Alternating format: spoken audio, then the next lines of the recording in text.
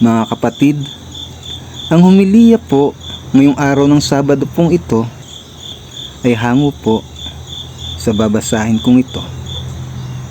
Mateo, Kapitulo 10, versikulo 24 hanggang 33. Wika ni Jesus.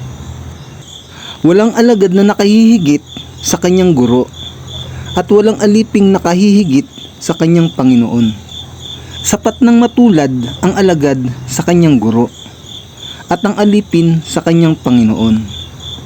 Kung ang ama ng sambahayan ay tinawag nilang Beelzebul, lalo nang lalaitin nila ang kanyang mga kasambahay.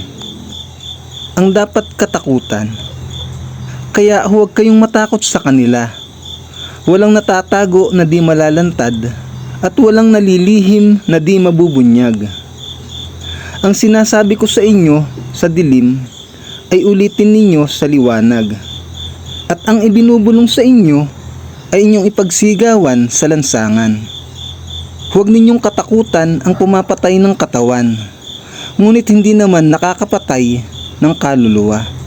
Sa halip, ang katakutan ninyo ay ang Diyos na may kakayahang pumuksa ng katawan at kaluluwa sa impyerno. Hindi ba't ipinagbibili sa halaga ng isang salaping tanso ang 2 maya? Gayunman, kahit isa sa kanila'y hindi nahuhulog sa lupa kung hindi kalooban ng inyong Ama. At kayo, maging ang buhok ninyo'y bilang niyang lahat. Kaya, huwag kayong matakot. Higit kayong mahalaga kaysa maraming maya.